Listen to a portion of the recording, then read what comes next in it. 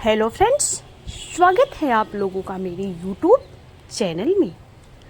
आइए जानते हैं क्यों पढ़नी चाहिए शनिदेव के जन्म की कथा।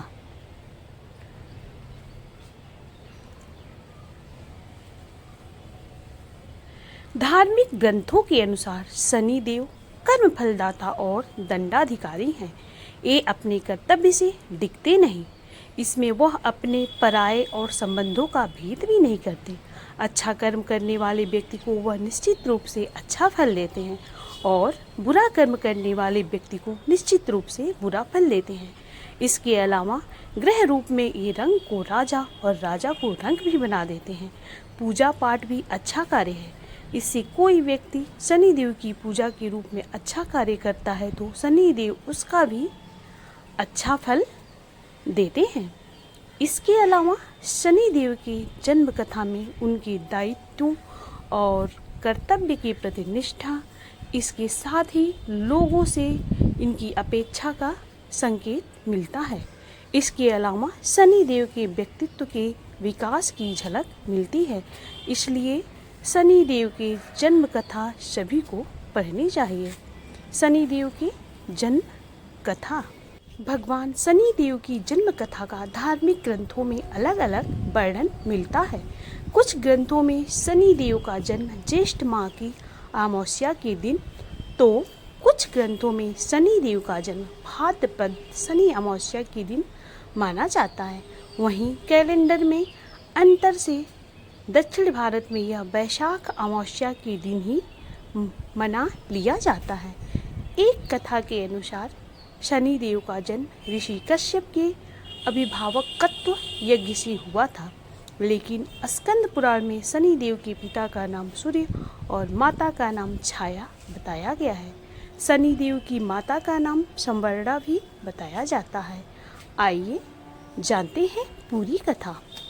शनिदेव के जन्म की कहानी के अनुसार राजा दक्ष की कन्या संज्ञा, कुछ जगह इन्हें देवशिल्पी विश्वकर्मा को इनका पिता भी बताया जाता है, का विवाह सूर्यदेव से हुआ था।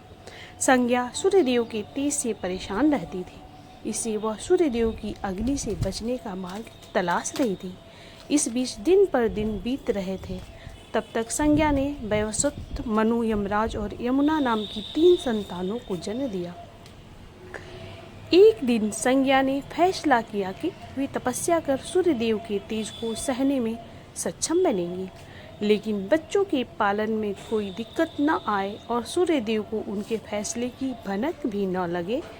इसके लिए संज्ञा ने अपने तप से अपनी ही तरह की एक महिला को पैदा किया और उसका नाम संवर्णा रखा। यह संज्ञा की छाया की तरह थी, इसलिए इनका नाम छाया भी हुआ। संज्ञा छाया को बच्चों और सूर्यदेव की जिम्मेदारी देकर तप के लिए चली गई और यह राज किसी और को पता न चले, यह निर्देश भी दे दिया। संवर्णा की संज्ञा की छाया होने से सूर्यदेव के तेज से परेशानी नहीं होती थी। इस बीच संवर्णा ने भी सूर्यदेव के 3 संतानों मनु, शनि देव और भद्रा को जन्म दिया। कहा जाता है जब शनिदेव छाया के गर्भ में थे तो छाया भगवान शिव का कठोर तप कर रही थी। भूख, प्यास, धूप, गर्मी सहने के कारण उसका प्रभाव छाया के गर्भ में पल रही संतान यानी शनिदेव पर भी पड़ा। इसके कारण शनिदेव का जन्म हुआ तो उनका रंग काला था। यह रंग देखकर सूर्यदेव को लगा कि यह तो उनका पुत्र नहीं हो सकता। उन्होंने छाया पर संदेह करते हुए उन्हें अपमानित किया। माँ की तप की शक्ति शनिदेव में भी आ गई थी।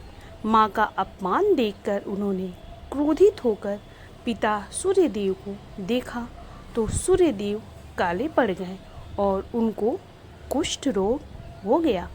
अपनी यह दशा देखकर घबराए हुए सूर्यदेव भगवान शिव की शरण में पहुँचे। तब भगवान शिव ने सूर्यदेव को उनकी गलती का एहसास कराया।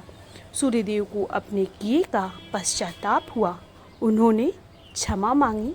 तब कहीं उन्हें फिर से अपना असली रूप वापस मिला।